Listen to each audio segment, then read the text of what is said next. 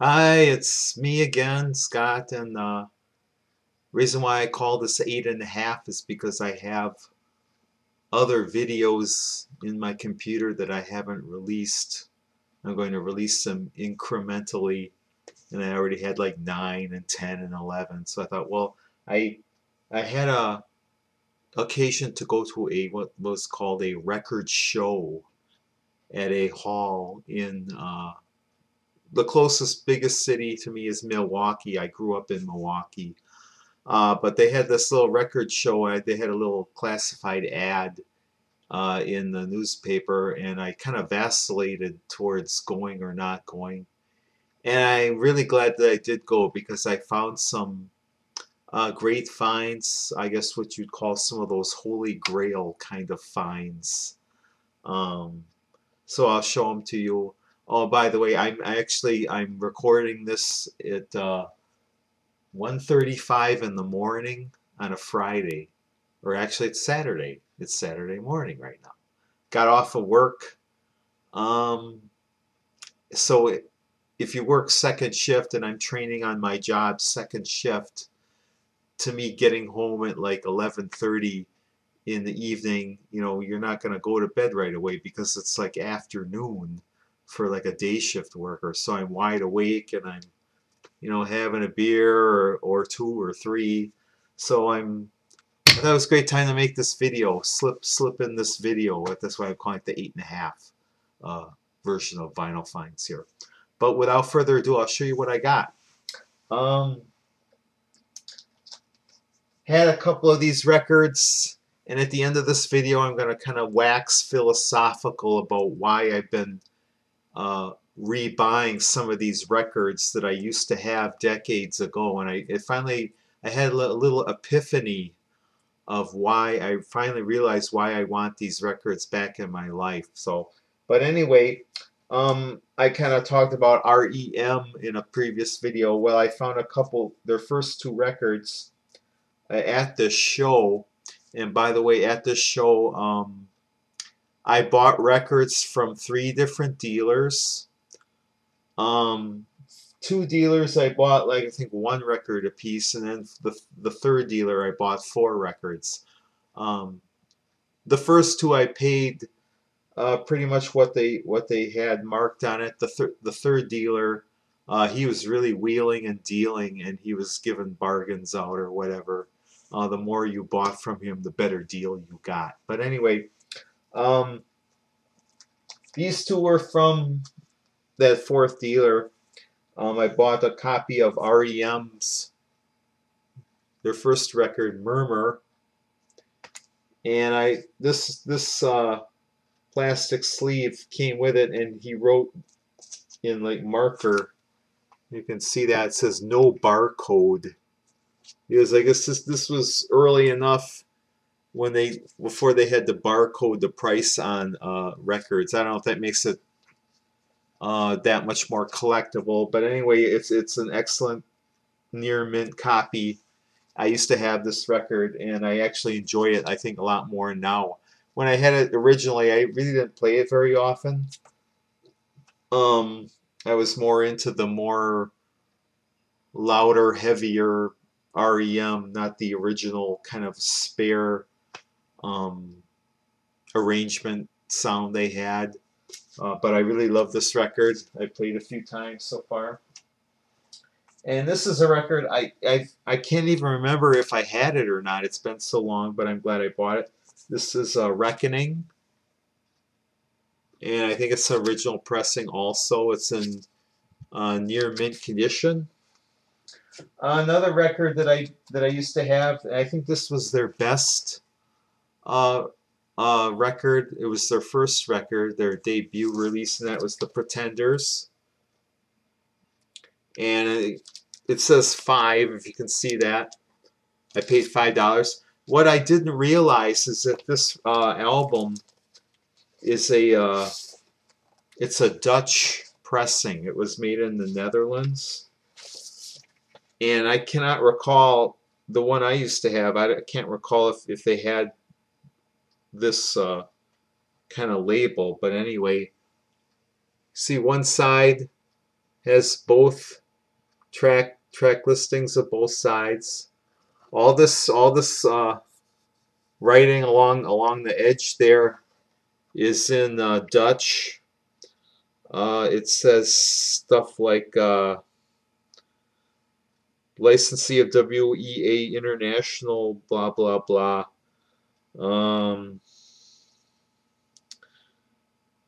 Distributed by WEA Records, BV Holland, and some other stuff. I think it said Hilversum. That's a major city in Holland. On the back, it just has this black and white simple Pretenders logo. It plays great. I think it's their best record. So I was happy to get that. So I have like their first 3 records now. I mentioned this guy in my last video, and from this dealer I got 2 more of his records, and I know for a fact I almost never would come across these records at a thrift store or a Goodwill. They're just too rare, I guess. But they're from Jon Stewart, and one is called Sunstorm. I haven't played this yet, or these 2 records yet. And there's another one called The Lonesome Picker Rides Again, Jon Stewart. And that's the dealer wrote that down with insert. There's like a lyric sheet in here. Let's see if I can pick it out here.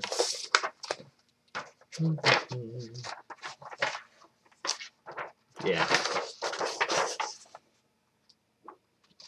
Let's see. So that's pretty good. That's pretty cool.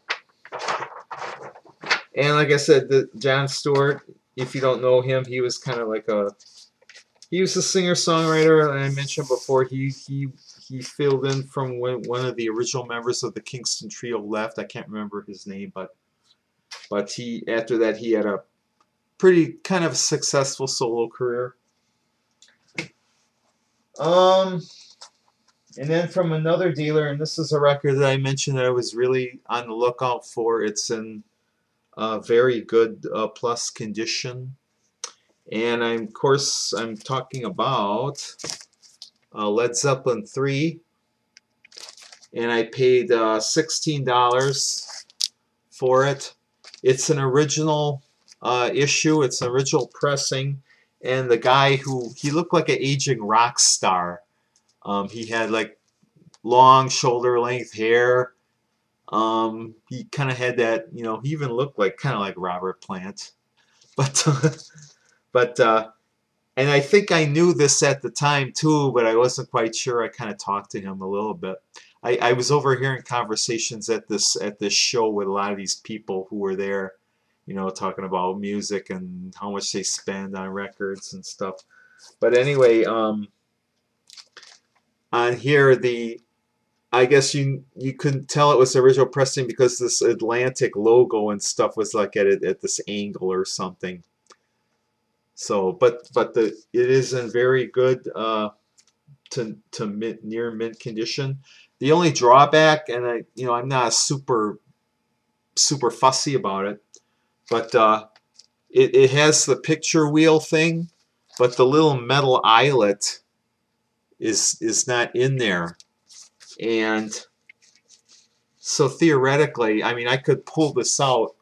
I'm not going to do that because that would solve the whole mystery of, what does the whole thing look like. I don't know, maybe I won't show it. So, but anyway, that was the only drawback. That little eyelet thing was missing. But I absolutely love this record. I don't know why I got rid of it years ago, but I'm great. I love almost every track on here. I think my favorite track is a song, a kind of mysterious song called "That's the Way," and I'm going to try to re-listen to that a few more times to find out, why the person depicted could not see this other friend or whatever. Again, what was the issue? Were they a different race, or were they a different orientation or whatever? But I always thought that was a great song.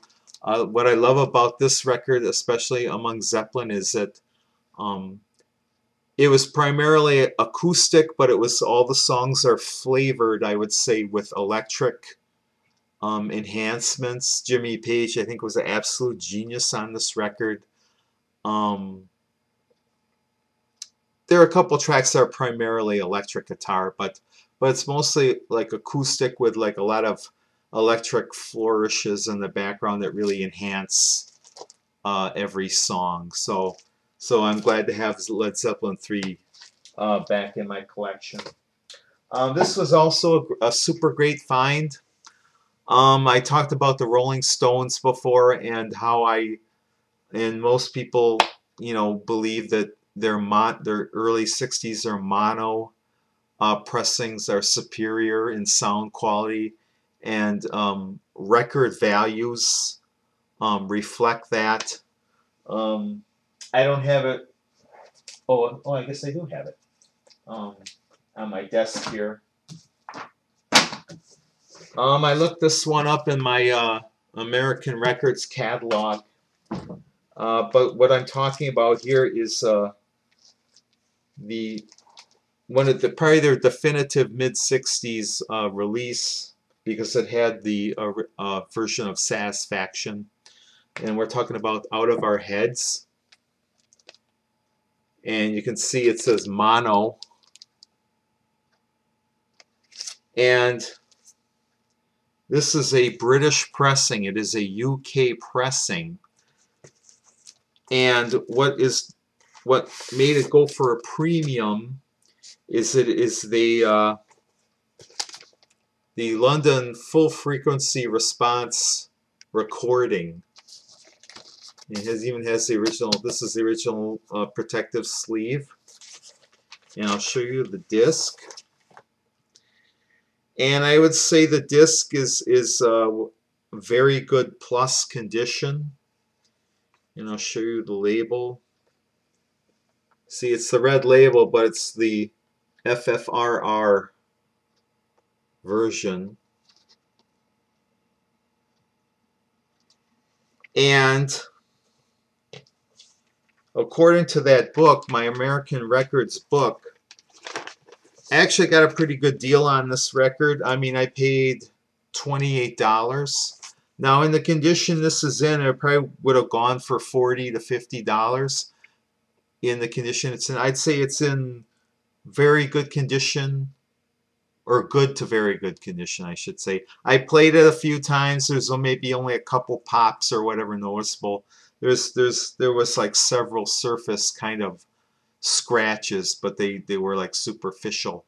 And according to this book, if this record was in very good plus condition, you're talking $100 record. If it was in near mint condition, $200. $200 for this record. So I got a pretty good deal. Like I said, I can excuse, you know, a couple pops or whatever, or scratches or whatever, but you have the definitive version of probably, I think, their greatest song. You know, Satisfaction is probably their greatest song. It's one of the greatest rock and roll songs of the 60s. Also, one of my favorite Stones tracks is The Last Time, and that was like right before Satisfaction came out. That is on this record too. Otherwise, if you know Out of Our Heads, the American release on London Records, which is even though this is a UK pressing, most of this stuff was covers of like rhythm and blues stuff. They had some other originals that were written by Mick Jagger and Keith Richards. They were kind of like that kind of Chicago rhythm and blues kind of sound that they were emulating up to that point, and even a little beyond that. So I was really happy to find this record, and I got a pretty good price for it. It sounds great. So, but what I wanted to mention, how I realized why I'm finally rebuying so many of these records, I finally realized that, you know, a lot of us who do collect music or who have listened to music it's kind of like the soundtrack of your life. Well, a lot of us, we've had maybe a real up and down kind of uh, life, and then sometimes the music that we bought or were into at the time, it kind of like reflected, we didn't, it kind of maybe it brought bad memories or something, if you had to deal with difficult situations. Well, I think maybe enough time has kind of like passed on so that you can kind of look back at those years and realize, the music kind of like got you through that, and yet you can kind of forget the bad stuff and keep the good stuff. And part of that good stuff is you want to get back some of that music that you originally bought. So you're kind of like reconciling your past, and you want to keep the good parts of your past, and enough time has gone by so that you can dispose of the bad stuff. And I think that's what I was doing, really. Why I've been buying so many records, or buying back so many of the records that I used to own, 30 years ago, when I was first buying records, when vinyl was still the main force of records in the retail business was vinyl. So I hope you appreciated that video. Like I said, I'm kind of a night person, so I'm still pretty up in up and active at early in the morning. So I hope you appreciated that, and I hope you whatever you enjoy, like I said, keep it groovy, and I'll see you again, I hope, real soon. Thanks a lot, and bye for now.